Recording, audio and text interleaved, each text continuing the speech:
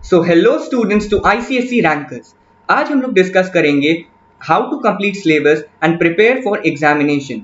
Class 10th ICSE की examination semester 1 की 15 नवंबर से शुरू होने वाली है। तो इस टाइम गैप में हम लोग अपना सिलेबस कैसे कंप्लीट करें और क्या क्या बुक्स लगानी चाहिए, क्या क्वेश्चन प्रैक्टिस करने चाहिए, कैसे क्वेश्चन प्रैक्टिस करने चाहिए, आज हम उसी पे डिस्कस करते हैं। So let's begin. अब देखो, अभी एग्जामिनेशन आने वाले हैं तो इसमें केवल 3 टाइप के ही बच्चे होंगे।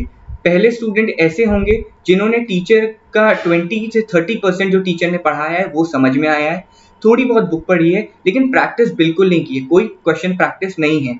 अगर PYQ या प्रीवियस ईयर क्वेश्चन की बात करें तो वो तो अभी उस लेवल पे ही नहीं आए हैं, ना ही उन्हें वो समझ में आएंगे। अब आते हैं स्टूडेंट 2, जिन्हें टीचर का जो पढ़ाया गया चैप्टर्स हैं वो 50 से 60% मतलब एक कंसीडरेबल अमाउंट तक समझ में आए हैं, थोड़ी बहुत बुक पढ़ी है और कुछ क्वेश्चंस की प्रैक्टिस की है, लेकिन वो भी अभी प्रीवियस ईयर क्वेश्चन या PYQ के लेवल पे नहीं आए हैं, अभी वो प्रीवियस ईयर क्वेश्चन सॉल्व नहीं कर सकते। अब आते हैं स्टूडेंट 3, जो हमारे रैंकिंग बच्चे होंगे, जो रैंक ला सकते हैं। वो होंगे जिन्होंने जो टीचर ने पढ़ाया है वो उनको पूरा समझ में आया है, उन्होंने अपनी किताब पढ़ी है और किताब से क्वेश्चन प्रैक्टिस भी किए हैं, लेकिन अभी तक कोई प्रीवियस ईयर क्वेश्चन की बुक नहीं लगाई है, ना ही कोई प्रीवियस ईयर क्वेश्चन प्रैक्टिस किए हैं। तो आज हम लोग इन्हीं के लिए डिस्कस करेंगे कि हम क्या स्ट्रैटेजी अपनाएं जिससे हमारा एक अच्छा स्कोर बने आने वाले एग्जाम में। तो इन तीनों ही स्टूडेंट्स के लिए 8 से 10 आवर्स पढ़ना तो मैंडेटरी है, इतना तो पढ़ना ही पड़ेगा हर एक स्टूडेंट को अगर उसे अभी एग्जामिनेशन में कुछ अच्छा करना है। तो स्टूडेंट 1, जैसे कि हमने बताया कि इसने अभी कोई पढ़ाई की नहीं है, तो इससे पहले क्या करना होगा, इसे अपना सिलेबस कंप्लीट करना है। सबसे पहले इसे अपने सिलेबस पे ध्यान देना है कि पहले मुझे अपना सिलेबस कंप्लीट करना है। और सिलेबस कब तक कंप्लीट करना है, ऐसा नहीं कि पूरा टाइम सिलेबस पे ही लगा दे, पूरा टाइम सिलेबस पे नहीं लगाना है, केवल हमें आज 5th से लेके 31 तक ही अपना सिलेबस कंप्लीट कर लेना है विद क्वेश्चन प्रैक्टिस। ऐसा नहीं है कि हम 15 नवंबर तक अपना सिलेबस ही लगाते रहेंगे। मैं मानता हूँ ये स्टूडेंट कमजोर है, इसने पढ़ा नहीं है अभी, इसलिए हो सकता है इसे 1 वीक में एक्स्ट्रा दे दूं, 1 वीक और लगेगा, लेकिन कोई बात नहीं, 1 वीक और लगेगा लेकिन ये पढ़ लेगा चीज़ों को। उसके बाद कुछ क्वेश्चंस के साथ अगर इसकी प्रैक्टिस हो जाए तो ये एक बहुत अच्छा स्कोर बना सकता है। लेकिन जो स्टूडेंट 1 की कैटेगरी में बच्चे हैं वो अभी से ये ना सोच लें कि मुझे 40% या पूरा एक बार में ही समझ में आ जाएगा, धीरे धीरे आएगा, स्टेप बाय स्टेप एक एक चीज़ को पढ़ना है, क्वेश्चंस लेने हैं और उन्हें याद करना है। अब आते हैं स्टूडेंट 2 के बारे में। इन बच्चों को काफ़ी हद तक चीज़ें समझ में आई हैं, बुक पढ़ी है और प्रैक्टिस भी की है थोड़ी, लेकिन इन स्टूडेंट्स को अभी फिर से बुक पढ़ने की ज़रूरत है।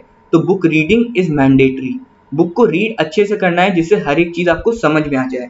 और उसके बाद जितने आपके क्वेश्चंस हैं वो आपको आने चाहिए पूरी तरह से, जो जो बुक में क्वेश्चन है, एग्जाम्पल्स मेनली, क्योंकि अभी आपके पास समय कम है तो एग्जाम्पल्स पे भी फोकस कीजिए, क्योंकि जितने आप ML अग्रवाल देखते हैं, सेलिना के देख ले, उनमें एग्जाम्पल्स में ही इतने वैरायटी ऑफ क्वेश्चन होते हैं कि अगर आपको एक्सरसाइज पूरी नहीं लगानी है, अगर आप एग्जाम्पल्स ही 1-2 बार प्रैक्टिस कर लें तो आपको हर चीज़ अपने आप आने लगेगी।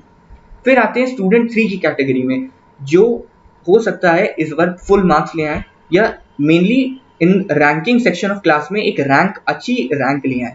उनके बारे में बात करते हैं। उनको टीचर की हर बात समझ में आई है, प्रैक्टिस किया है, तो इनकी तो ये स्ट्रैटेजी होनी चाहिए कि अभी जब 31 तक मुझे 1 से 2 बार फुल सिलेबस को रिवाइज कर लेना है।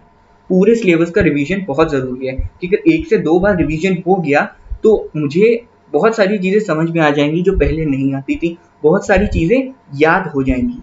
और उसके बाद क्योंकि इन्हें सब कुछ आता है तो ये PYQs की जो प्रैक्टिस है वो जल्दी ही शुरू कर सकते हैं, क्योंकि इन्हें काफ़ी चीज़ें आ गई हैं। और अपनी लेकिन बुक इज़ मैंडेटरी, अपनी बुक बहुत अच्छे से पढ़नी है, बहुत ज़्यादा यूट्यूब पे लेक्चर्स या किसी और पे डिपेंड नहीं होना है, क्योंकि क्वेश्चन जो MCQ पैटर्न में इस बार आएंगे वो आपकी बुक से ही उठाए जाएंगे।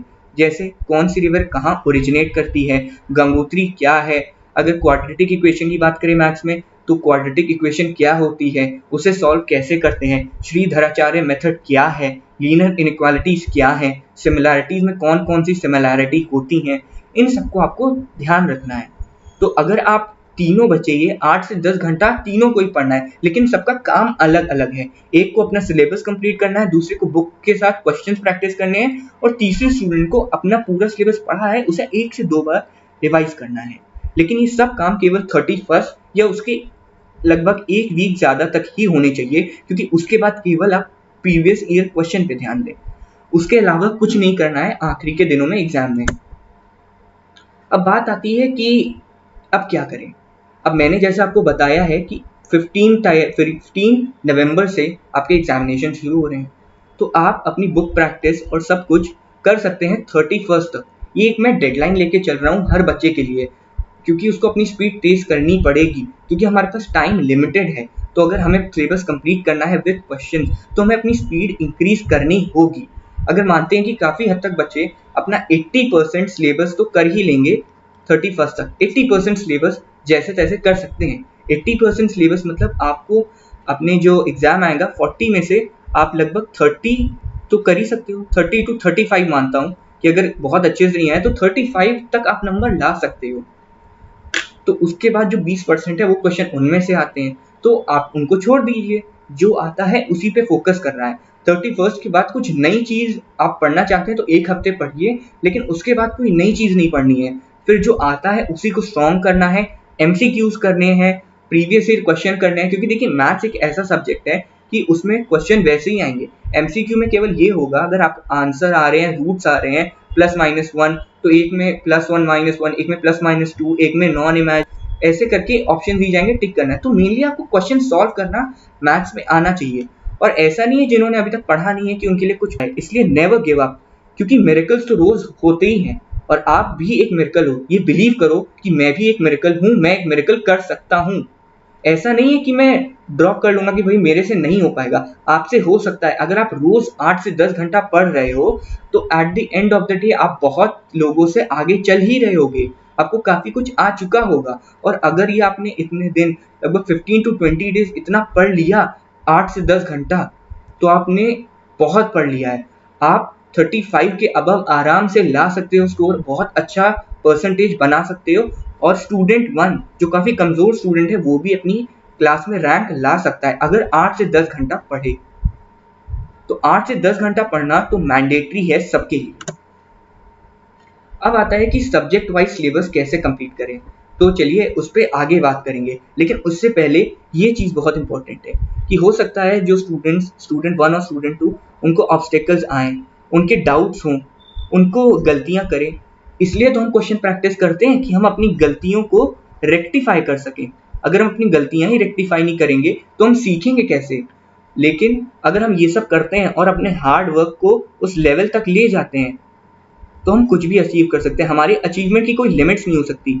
अभी स्टूडेंट 1 चाहे तो वो भी क्लास में रैंक ला सकता है, टॉप 5 में आ सकता है अगर 8 से 10 घंटा रोज पढ़े। ये कंडीशन है। और ऐसे नहीं कि पढ़ रहे हैं उसके बाद मोबाइल देख लिया थोड़ा सा फिर पढ़ रहे हैं, ऐसे नहीं। 8 से 10 घंटा बैठना है तो थोड़ी देर बैठना है, फिर 15 मिनट्स का गैप लेना है, फिर थोड़ी देर बैठना है, फिर 15 मिनट्स का गैप लेना है। अब ये थोड़ी देर आप पे डिपेंड करती है कि ये 2 घंटा होगा या 3 घंटा होगा, वो आप पे डिपेंड करती है। और ऐसा नहीं है कि आप एक ही बार में पूरा आज मैथ्स लेके बैठ गए कि आज पूरी मैथ्स खत्म कर देंगे, तो ऐसा नहीं हो सकता। ऐसा अगर स्टूडेंट 3 भी चाहे कि आज ही वो पूरी मैथ्स कर दे, सारे PYQ कर दे, तो ऐसा नहीं हो सकता। वो केवल एक दिन में ज़्यादा से ज़्यादा अगर पूरी जान लगा दे तो 2 से 3 ही पेपर सॉल्व कर सकता है, क्योंकि ये 2 से 3 पेपर सॉल्व करने में काफ़ी टाइम लगता है। हर एक क्वेश्चन को एनालाइज करना होगा कि क्या मैंने गलत किया, क्या मैं इस तरीके से कर रहा हूँ, ये तरीका सही है, कहीं ये कोई शॉर्ट ट्रिक तो नहीं है जो हर क्वेश्चन में काम नहीं करेगी लेकिन इस क्वेश्चन में कर रही है। इसीलिए स्टेप बाय स्टेप हमें मेहनत करनी है जिससे हम अपना सक्सेस या अपना गोल अचीव कर सकें। तो चलिए आगे बढ़ते हैं कि हर एक सब्जेक्ट को कैसे पढ़ना है और 5 से 31 अक्टूबर तक अपना पूरा सिलेबस एक बार रिवीजन के साथ कैसे कंप्लीट करना है। तो चलिए अब डिस्कस करते हैं कि सब्जेक्ट वाइज प्रिपरेशन कैसे करनी है। पहला सब्जेक्ट इंग्लिश। तो इंग्लिश में आ रहा है सेमेस्टर 1 में कॉम्प्रीहेंशन और ग्रामर। ग्रामर की आपको मेनली प्रैक्टिस ही करनी है और इसके अलावा और कुछ नहीं है। सॉल्व पेपर्स ले लीजिए, या कोई अगर आपको यूज़ करना नहीं आता वॉज, वर, बाकी चीज़ें, कहाँ सिंस लगता है, कहाँ फ्रॉम लगता है, ये सब अगर यूज़ नहीं करना आ रहा तो चैनल पे वीडियो डली है, आप वो सब देख सकते हैं या कहीं और से भी देख सकते हैं। मेन मोटिव होना चाहिए आपका, आपको नंबर लाने हैं, तो आपको जहाँ से समझ में आ रहा है आप वहाँ से ग्रामर की प्रैक्टिस करें और इन सब का यूज़ समझें। फिर आते हैं कॉम्प्रीहेंशन। कॉम्प्रीहेंशन की भी मेनली प्रैक्टिस ही करनी होगी। इसके लिए आपकी रीडिंग बहुत अच्छी होनी चाहिए और अगर आपको रीडिंग अच्छी करनी है और मतलब लोड नहीं लेना है, बर्डन नहीं लेना है किसी चीज़ का, तो आप पहले स्टोरीज रीड करना शुरू कीजिए। आपके पास 15 डेज हैं, इनमें स्टोरीज पढ़िए और कॉम्प्रीहेंशन पढ़िए। पहले के मैं मानता हूँ आज से 5 दिन 10 तारीख तक आपको केवल रीड करना है, कोई भी कॉम्प्रीहेंशन करना नहीं है, आपको केवल रीड करना है, उसे समझना है। अब 10 के बाद जो भी आपने कॉम्पोजिशन रीड किए हैं उनको एक बार फिर से रीड करना है और साथ ही साथ उसके क्वेश्चन अटेम्प्ट भी करने हैं। तो आप 10 तक इन 2 चीज़ों में तो काफ़ी अच्छे हो सकते हैं अगर आप मेहनत करें।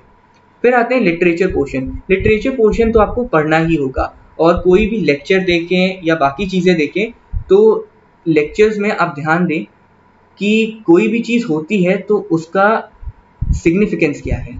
जैसे केज बर्ड में, वो केज में है, वो क्या कहना चाहती है, उसका सिग्निफिकेंस क्या है, वो उड़ना क्यों चाहती है, फ्रीडम किसको सिग्निफाई करता है, पर्सोनिफिकेशन किसका हुआ है, और भी जितनी फिगर्स ऑफ स्पीच हैं वो भी आपको इन सब में आनी चाहिए। क्योंकि जब आप आंसर्स राइट करते हो, क्योंकि इस बार आंसर राइट करने नहीं होंगे तो टिक करने होंगे, इसलिए आपको स्टोरी के बीच में ये पता चलना चाहिए कि कैरेक्टर्स की आपको नॉलेज होनी चाहिए कि कौन सा कैरेक्टर कब आता है और कौन कब ये बात करता है। एक्ट 3 में से आ रहा है तो इन सब सीन्स आपको अच्छे से पता होने चाहिए कि कौन सा कैरेक्टर इसमें क्या कब कहता है, सेलेनियो कब क्या कहता है, एंटोनियो कब क्या कहता है, एंटोनियो ने क्या कहा, किस सिचुएशन में क्या कहा, उसकी डॉटर भागी शाइलॉक की क्यों भागी, ऐसे ही जितनी भी चीज़ें हैं आपको ये सब पता होना चाहिए। तो मैं मानता हूँ इसकी प्रिपरेशन आप खुद कर सकते हैं, और 15 डेज एक बहुत अच्छा टाइम है कि आप इंग्लिश में परफेक्ट हो सकते हैं। आप अपना स्कोर 40 में से 35 अबव आराम से ला सकते हैं अगर आप ये 15 दिन मेहनत कर ले इंग्लिश में, और ज़्यादा कुछ करना नहीं है, तो ये आप ऐसे कर सकते हैं। अब आते हैं मैथमेटिक्स में। मैथमेटिक्स का पार्ट पूरा प्रैक्टिस पे बेस्ड है, पूरा का पूरा, इसका कोई सब्स्टिट्यूट है ही नहीं। प्रैक्टिस और कॉन्सेप्चुअल क्लैरिटी, आपको जितना कॉन्सेप्चुअल क्लैरिटी होगी उतना ही आसान से आप इसमें क्वेश्चन बना पाएंगे। अब आते हैं कॉमर्शियल मैथमेटिक्स में, इसमें आएगा वैट और जीएसटी। इसमें तो मेनली फॉर्मूलेज होते हैं, तो आपको फॉर्मूले याद होने चाहिए और कौन सा फॉर्मूला कब लगेगा ये भी पता होना चाहिए। लीनियर इनइक्वेशन, इसमें भी प्रैक्टिस है, वीडियोस डल जाएंगी चैनल पे, आप चाहें तो इस चैनल से ही देख सकते हैं। अगर आज क्वाड्रेटिक की और लीनियर की वीडियोस डल जाएंगी तो आप चाहें तो इसमें से भी देख सकते हैं। और ये जितने भी पार्ट है, सिमिलैरिटी, अरिथमेटिक, इसमें कुछ ही टाइप के क्वेश्चंस होते हैं जो हर बार रिपीट होते हैं। तो अगर आप उन सब टाइप के क्वेश्चंस को प्रैक्टिस कर लीजिए, एमसीक्यूज को प्रैक्टिस कर लीजिए, तो आप आराम से इसमें 35 अबव स्कोर कर सकते हैं। और हो सकता है कुछ बच्चों को समय है तो इसमें मैं 15 to 20 डेज का टाइम लेते हैं, जिसमें आप अपना सिलेबस प्लस अपना बुक अच्छे से पढ़ लोगे। और बुक में अगर आपके पास बहुत समय नहीं है, आप कोई दूसरे सब्जेक्ट में वीक हो, तो उसको ज़्यादा थोड़ा समय दो। और बुक के लेकिन एग्जाम्पल्स मैंडेटरी हैं, एग्जाम्पल्स तो आपको करने ही करने हैं। एग्जाम्पल्स ही अगर आपने अपनी ML अग्रवाल या सेलिना की या फिर RK बंसल की कर ली तो एग्जाम्पल्स ही काफ़ी होते हैं। अब आते हैं केमिस्ट्री में।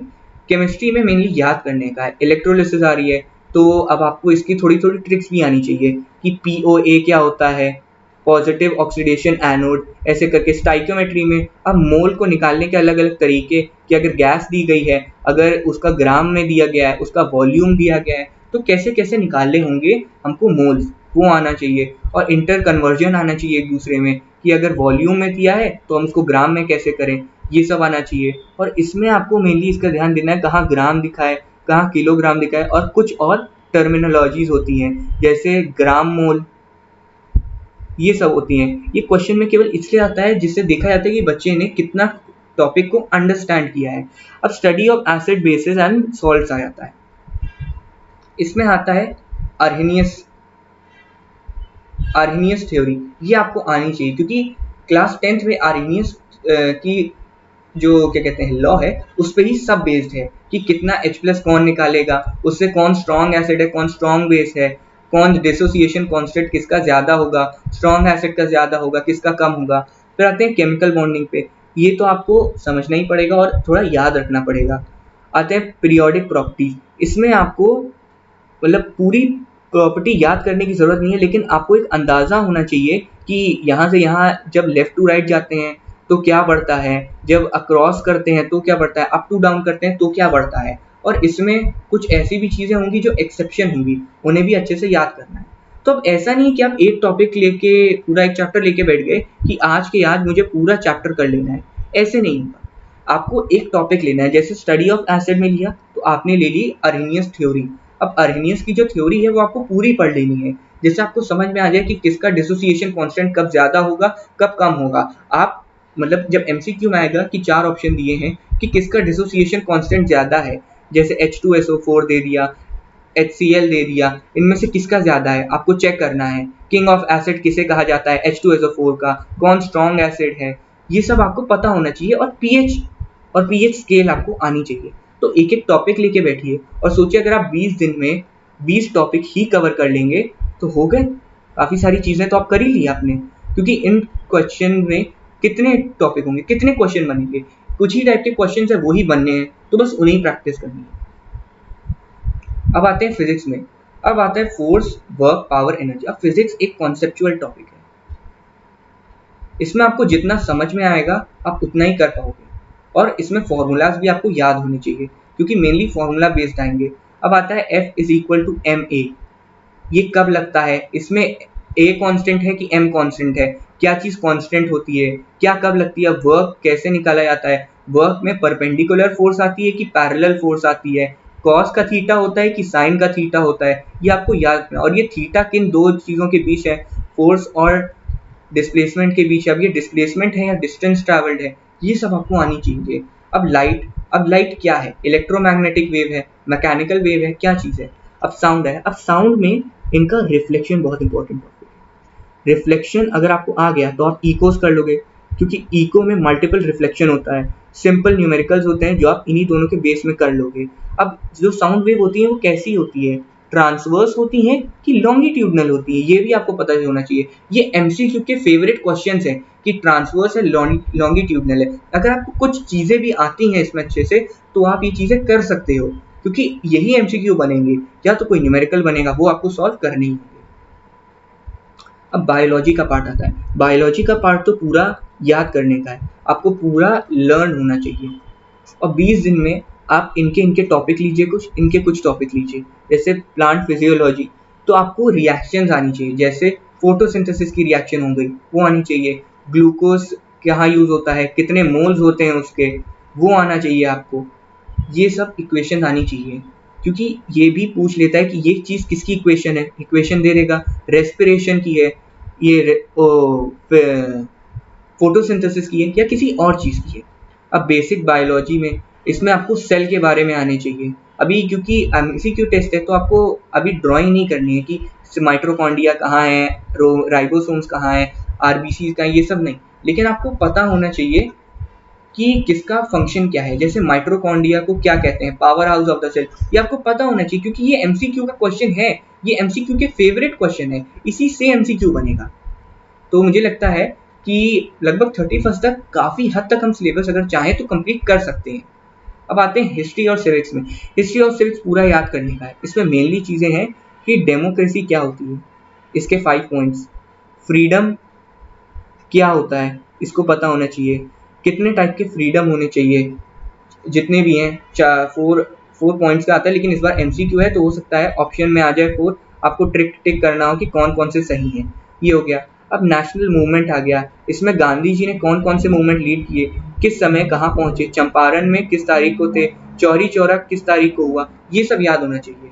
द मास वे, इसमें आ जाएगा कि आपका ये इनकॉर्पोरेशन मूवमेंट, ये कब शुरू हुआ, ये कब खत्म हुआ, आज़ादी मिली तो कॉन्स्टिट्यूशन कब बना है, कॉन्स्टिट्यूशन में अमेंडमेंट कब हुई है, और कॉन्स्टिट्यूशन कब हमारे देश में लॉन्च हुआ है। इन तीनों की डेट्स अलग अलग हैं और ये बहुत इंपॉर्टेंट है एमसीक्यूज के लिए, क्योंकि एमसीक्यू में यही क्वेश्चंस बच्चों फंस जाते हैं कि 26 दिसंबर को क्या हुआ था, 26 जनवरी में क्या हुआ था, ये अलग अलग डेट्स हैं और इनके साल भी बहुत इंपॉर्टेंट है। तो ये सब हमें बिल्कुल याद होने चाहिए क्योंकि ये एमसीक्यू के फेवरेट क्वेश्चन है। सो आज के लिए बस इतना ही। आपको जो सिलेबस कंप्लीशन की जो स्ट्रैटेजी थी कि कैसे सिलेबस कंप्लीट करना है वो मैंने पूरी तरह बता दी है और सब्जेक्ट वाइज भी बता दिए है। तो अब आपको और कोई समय वेस्ट नहीं करना है, कोई और वीडियो नहीं देखना है, अब केवल अपना सिलेबस कंप्लीशन और बुक में जो क्वेश्चंस दिए हैं, न्यूमेरिकल्स दिए हैं, उनको प्रैक्टिस करना है। इसके अलावा और कुछ नहीं करना है। अब क्वाड्रेटिक इक्वेशन और कुछ और चैप्टर्स की वीडियोस चैनल पे डाली जा रही हैं और डलती रहेंगी। तो इसलिए सब्सक्राइब करें, लाइक करें और बेल नोटिफिकेशन को दबा दें, जिससे आपको सारी वीडियोस के नोटिफिकेशन मिलते रहे, क्योंकि पढ़ेगा इंडिया तभी तो बढ़ेगा इंडिया। All the best.